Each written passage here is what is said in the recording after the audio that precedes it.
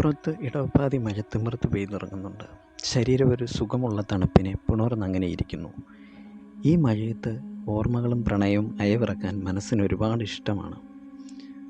കാരണം ആ ഫീൽ മഴയ്ക്ക് മാത്രം സ്വന്തമാണ്.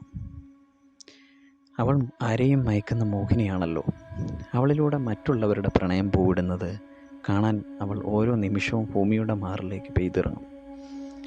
ഇന്നെന്തെഴുതും ദൈവമേ? മേശപ്പുറത്തിരുന്ന ചൂട് കട്ടൻ കാപ്പി വലങ്കൈ കൊണ്ട് അരികിലേക്ക് നീക്കി ഒരു സിപ്പ് കുടിക്കുമ്പോൾ മനസ്സിൽ തെളിയുന്നത് മഴ മാത്രം.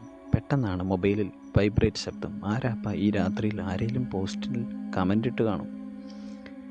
മൊബൈൽ കയ്യിലെടുത്ത് സ്ക്രീനിലെ സ്ലൈഡ് ലോക്ക് നീക്കി നോട്ടിഫിക്കേഷൻ നോക്കി. കളിക്കൂട്ടുകാരി എന്ന പോസ്റ്റ് വായിക്കാൻ താമസിച്ചതിന് ക്ഷമ ചോദിച്ചിരിക്കുന്നു. മനസ്സ് നിറഞ്ഞ സന്തോഷത്താൽ റിപ്ലൈ കൊടുത്ത് എൻ്റെ കണ്ണിൽ ഒരു ഫ്രണ്ട് റിക്വസ്റ്റ് വെയിറ്റിംഗ് കിടക്കുന്നത് ഞാൻ കണ്ടു. അത് സ്വീകരിച്ച് എഴുതാനുള്ള കടലാസിലേക്ക് കണ്ണ് വായിക്കുമ്പോൾ നിമിഷങ്ങൾക്കകം മെസ്സഞ്ചറിൻ്റെ റിംഗ് വൈബ്രേറ്റ് രൂപത്തിൽ തെളിഞ്ഞു. കഷ്ടമായല്ലോ ദൈവമേ, ആർക്കും വെറുതെ ഇരിക്കുമ്പോൾ മെസ്സേജ് അയക്കണ്ട. എന്തെങ്കിലും ചെയ്തു തുടങ്ങുമ്പോൾ അപ്പോൾ വരും. എന്തായാലും ഓപ്പൺ ചെയ്ത് നോക്കാം അല്ലേ? പാവം ആരെങ്കിലും ആയിരിക്കും. അതെ, ഇപ്പോൾ ഫ്രണ്ട് റിക്വസ്റ്റ് അയച്ച കുട്ടി. ഹലോ ചേട്ടാ, നന്ദി കേട്ടോ, വെൽക്കം. അതിന് നന്ദിയൊന്നും വേണ്ട കേട്ടോ. ആൾ ഓൺലൈനിലുണ്ട്, റീഡ് ചെയ്യുന്നുണ്ട്. അപ്പോൾ പുറത്ത് നല്ല കാറ്റ് വീശുന്നുണ്ട്. അതിൻ്റെ ശക്തിയിൽ ജനാലയുടെ കർട്ടനുകൾ ഇളകി ആടുന്നു. എവിടെ നിന്നോ നല്ല മണം മുറിയിലെ ചുമരുകളിൽ പറ്റിപ്പിടിച്ചങ്ങനെ നിൽക്കുന്ന പോലെ. ആളുടെ പേര് മായ. എൻ്റെ എഴുത്തുകളെ ആൾ വളരെയധികം ഇഷ്ടപ്പെടുന്നെന്നും ഉപദേശങ്ങളുമായി മെസ്സഞ്ചറിൻ്റെ പെരുമഴ. എന്നെ മുൻപറിയുന്ന പോലെ വളരെ ലാഘവത്തോടെയുള്ള ഇടപെടലും സ്നേഹവും. മനസ്സ് ആ രാത്രിയിൽ എന്നെ ഉറക്കിയില്ല. കാരണം അത്രമാത്രം എന്തോ എന്നിൽ ആകർഷിച്ച പോലെ ആ കുട്ടി നിറയുന്നു, പെയ്തിറങ്ങുന്നു എന്നിലേക്ക്. പിറ്റേന്നും എന്നിലേക്ക് തലേന്ന് വന്ന ആ സമയത്ത് തന്നെ അവളുടെ മെസ്സേജ് കടന്നു വന്നു. അതിലായിരിക്കാം ഞങ്ങൾ കൂടുതൽ അടുത്തത്. ഒരുപാട് സമയം സംസാരിച്ചു. അവളുടെ ഫോട്ടോ എൻ്റെ ഇൻബോക്സിൽ തെളിഞ്ഞ നിമിഷം ഞാൻ അത്രമാത്രം സന്തോഷിച്ചിരുന്നു. കാരണം എന്നെപ്പോലെ ഒരാളെ സ്നേഹിക്കേണ്ട ആളല്ല അവൾ. അത്ര ഭംഗിയാണ് അവൾക്ക്. അത് ഞാൻ പറഞ്ഞപ്പോഴും എല്ലാവരും പറയുന്ന സ്ഥിരം പല്ലവി തന്നെ അവളും പറഞ്ഞു, മനസ്സാണ് സൗന്ദര്യം. അങ്ങനെ ആഴ്ച ഒന്ന് കടന്നുപോയി. ഒരിക്കൽ എൻ്റെ നമ്പർ അവൾ ആവശ്യപ്പെട്ട രാത്രിയിൽ ഞാൻ കൊടുത്തിട്ടും അവൾ അന്ന് വിളിക്കാതെ അവളുടെ ശബ്ദത്തിനായി കാതോർത്ത എന്നിലേക്ക് ആ കോൾ വന്നത് പിറ്റേ ദിവസം രാത്രിയിൽ. അതെ, എനിക്കൊരു കാര്യം പറയാനുണ്ട്. എന്തേ? എൻ്റെ പിറന്നാളാണ് നാളെ.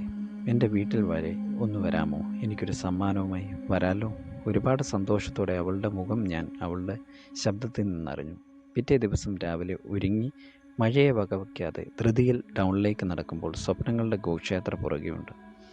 മുന്തിയ ഒരു കടയിൽ നിന്നും ഒരു ഗിഫ്റ്റ് വാങ്ങി ആലഞ്ചേരി റൂട്ടിലേക്കുള്ള ബസ് കയറി കടപ്പടിക്കലിറങ്ങി വീട് ചോദിച്ച് വീട്ടിലേക്ക് പടി കയറുമ്പോൾ എന്നും നിശബ്ദത തളം കെട്ടി നിൽക്കുന്ന ഒരു ഓടിട്ട പഴയ വീട്. മുറ്റത്തെന്തോ ആഘോഷം നടന്ന അവശിഷ്ടങ്ങൾ ചിന്നിച്ചിതറി കിടപ്പുണ്ട്. ആരെയും കാണുന്നില്ലല്ലോ പുറത്തേക്ക്. ആരുമില്ലേ? ഇവിടെ ആരുമില്ലേ? വിളി കേട്ട് വാതിലിൻ്റെ മേൽക്കതക് തുറന്ന ഒരച്ഛൻ പുറത്തേക്ക് ചോദ്യം എറിഞ്ഞു.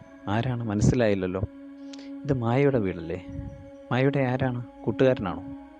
അതെ അച്ഛാ. മോൻ കയറി വാ, ഞാൻ അവളുടെ അച്ഛനാണ്. അമ്മ കിടക്കുന്നു, വയ്യ അവൾക്ക്. മോൻ കാര്യമറിഞ്ഞ് വന്നതാണോ? അത് ഇന്നലെ വിളിച്ചു പറഞ്ഞിരുന്നു വരണമെന്ന്. ആര്? മായ.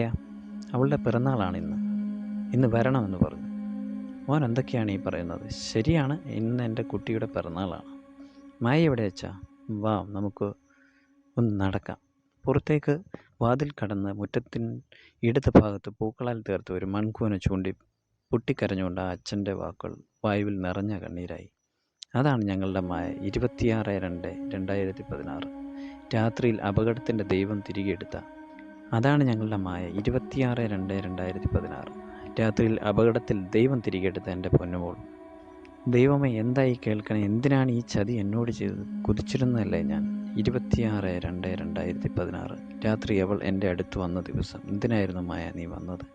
ആ ചോദ്യങ്ങൾ ബാക്കി നിർത്തി അവൾക്കായി കൊണ്ടുവന്ന പിറന്നാൾ സമ്മാനവും കേക്കും അവളിലേക്ക് സമർപ്പിച്ച് ഒരു മുറി കേക്ക് അവളുടെ ചുണ്ടിലേക്ക് മുറിച്ചു വെച്ച് അതിൻ്റെ പാതി അച്ഛനും അമ്മയ്ക്കും നൽകി ഞാൻ അതിൻ്റെ പങ്കു കഴിച്ച് അവളിൽ നിന്നും പിന്മാറുമ്പോൾ എൻ്റെ